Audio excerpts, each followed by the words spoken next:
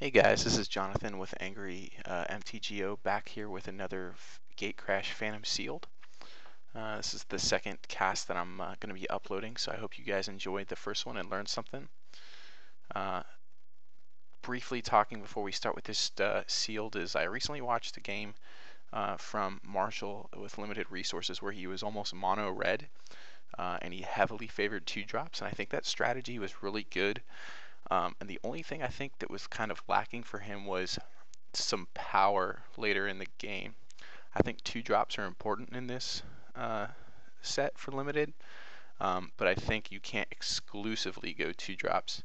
I think there should be a majority of 2-drops, so you're going to have some bombs to play that really affect the board state, because sadly, unless it's an extort trigger, most 2-drops on turn 6, 7, or 8 really aren't going to affect the board greatly, or at least greatly in your favor. So that's kind of what I saw when I was watching his cast from a few days ago. So anyways, we'll get started with this Sealed, and we'll see what we have here. So let's see, Glaring Spotlight can be pretty useless for limited here. Biomass, Stolen Identity, Mind Grind, Merciless Eviction, and Clan Defiance. So no rares really jumping out of what we should be playing. So we'll go ahead and sort by color again to see what it's looking like. We got a lot of blue. And I think green in this set is actually pretty strong, because Simic is strong and Gruul is strong. So we'll see what we can get going here. From our golds, we got a Bane Alley Broker, which is nice. Shamble Shark, Zamek Gale Mage, and a Drakewing Crassus.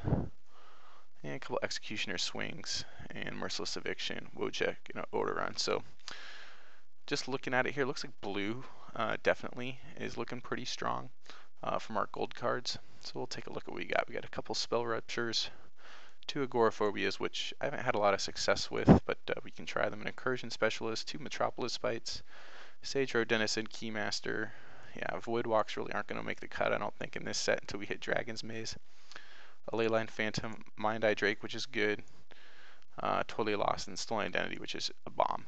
So I think blue is looking really strong. And then with green, an Experiment 1, Croconura, Slaughterhorn, Crown Ceratok, Ruscarab. Yeah, I think blue and green are pretty strong for us this game. Let's see, we do have a Simic Guildgate and a Prophetic Prism if we want to splash something else, and a Gruul Guildgate. So looking good, looking good. As far as our other colors, white with 3 Edicts while slow and a Guardian of the Gateless. I'm not a big fan of the Urbis Protector. I think it's too much for a 4/4 flying. It's okay. Black looking pretty decent with a couple Devour Fleshes and a Shadow Slice. And then we got a Mugging, Act of Treason, and that's about it for red. So I think blue-green is where we're looking strongest, with possibly splashing in some black for removal. So let's go and load up our blue-green cards that we think we may play and see how it looks. Definitely both Metropolis Sprites. Probably not the Anemones, just because probably not. Leyline Phantom, Totally Lost. And then for green, definitely these ones and possibly a Verdant Haven. Definitely a Shamble Shark and a Zamek and a Crasis. And let's try running a Biomass Mutation to see what that's going to do for us. And right away looking there, that's 23 cards. Let's look at the strength of this. So favoring 2-drops, which is good. However, let's separate our spells, because there we go.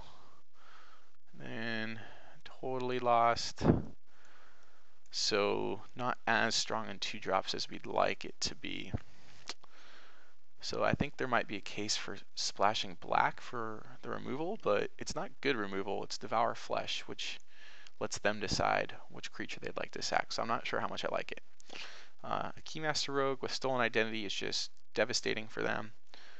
Let's look and see how many evolves we have here.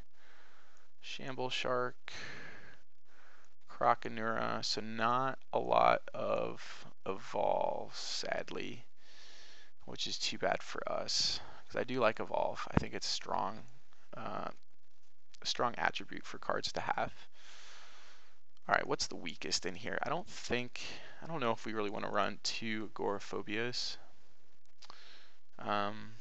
And it's not really demur, so I don't know how good an incursion specialist is going to be.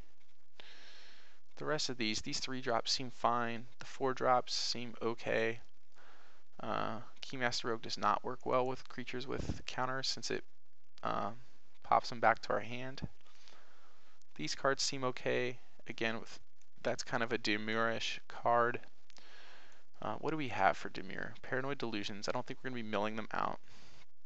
Bane Alley Broker, which is good, and a Mind Grind, which is good, but we're not trying to mill them out. So the black-blue I would splash would be Bane Alley Broker, and then a Shadow Slice might be pretty good, as well as maybe 1 or 2 of the Devour Fleshes. So let's see if there's an argument for getting these in our deck. Let's see what we can do here.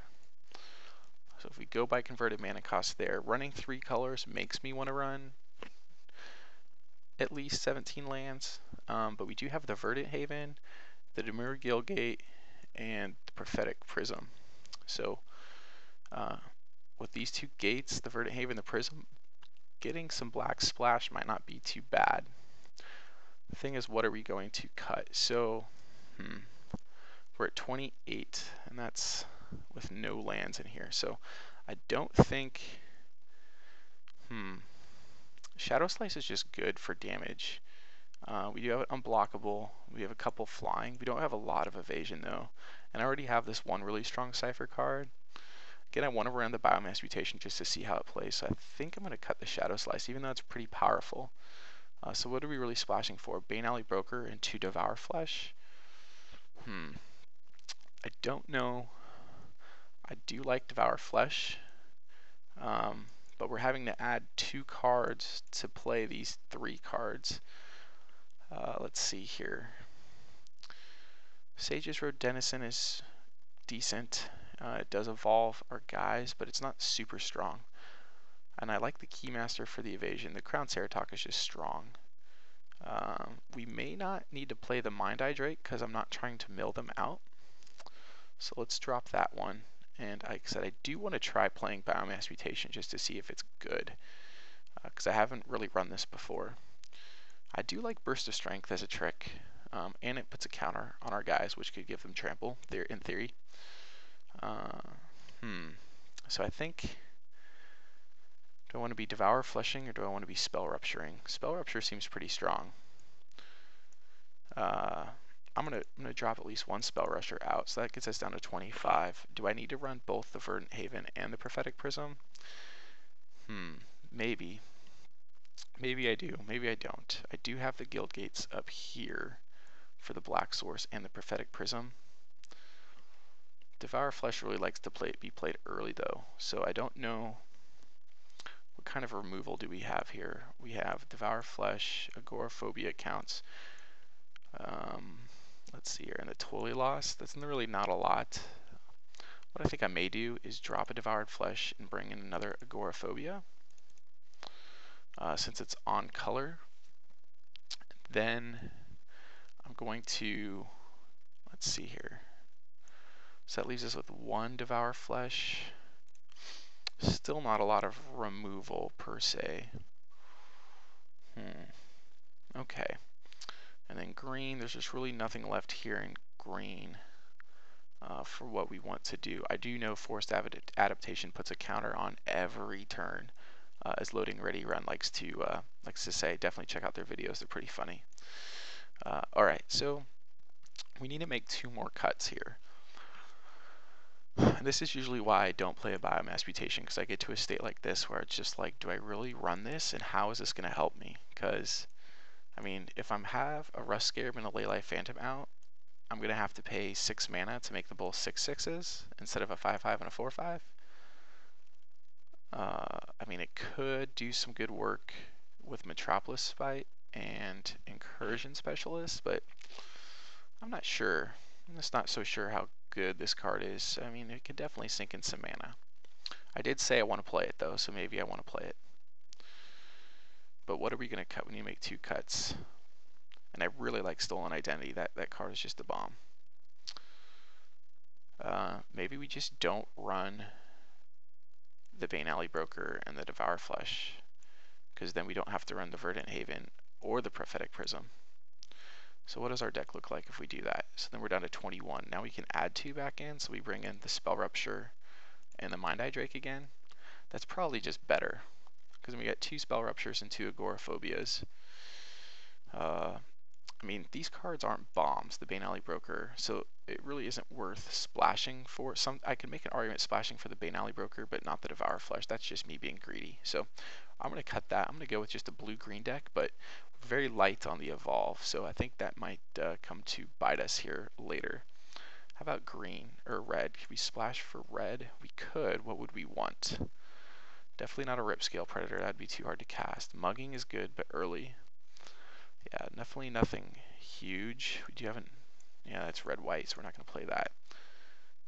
How about Clan Defiance? Oh, yeah. Now, Clan Defiance is worth splashing for. This card is a bomb. So here we would bring in the Verdant Haven, the Prophetic Prism. So we're up to 26. Do I need 2 of these sources to cast the Clan Defiance? I need to make 3 more cuts. So we're going to take out the Spell Rupture and the Mind Eye Drake again.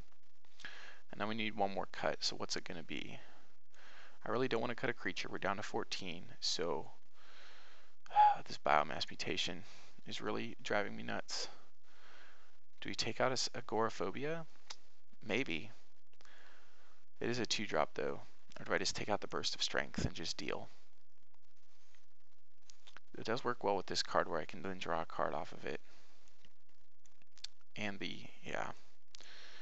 Alright, well let's take out this trick. I do really want to give Biomass Mutation a run to see how it plays. So let's call this our deck. Now we just need to add the lands. So we'll get this guy in here and this guy in here. And then we'll see what Moto suggests. So they're suggesting 8/6. Let's go by color. Definitely heavier blue. So that's accurate. And then we have a red-green. So but I do want to be casting my Experiment 1 early. I don't think we should go 7/7. Alright, so I guess 8/6 with this is a green source and this is a green source. And then we have 2 red sources for our Clan Defiance. 3 red sources, the Verdant Haven. Yeah, let's try that. No actual red lands besides the Gruul Guildgate, Prophetic Prism, and the Verdant Haven for the Clan Defiance. But this is a late card, so I think I'm going to be okay with that because I don't want to be overdrawing red for this 1 card. So let's try that. That puts us at 39. What's going on here? Did Moto not count right for me? So we got 1, 2, 3, 4, 5, 6, 7, 8 islands. 1, 2, 3, 4, 5, 6. That's 14, 15, 16. Yeah, we can add another one. So we can either add a mountain or a forest. Yeah, well, if I have too many mountains, I'm definitely going to be upset that I can't cast my spells that require green. So I'm going to just add in the forest, I think, and be super greedy about this Clan Defiance. But I think that's better. Because this is really a kind of end game type play here. But it is good removal, so there could be an argument made for putting another red source in. I don't think I want to take out blue. Yeah, so I'm gonna run this. We're gonna need to draw either our Verdant Haven, or Prophetic Prism, or Gruul Guildgate if we're ever gonna play Clan Defiance. But it's possible that that's okay. So 3 sources should be fine. So we're at 40 of 40, 14 creatures. Kind of like where this is going. I wish I had more evolved creatures. I think our 2-drops are okay, just heavy on the spells. So we'll see where this goes. We're going to submit this and see you in round 1.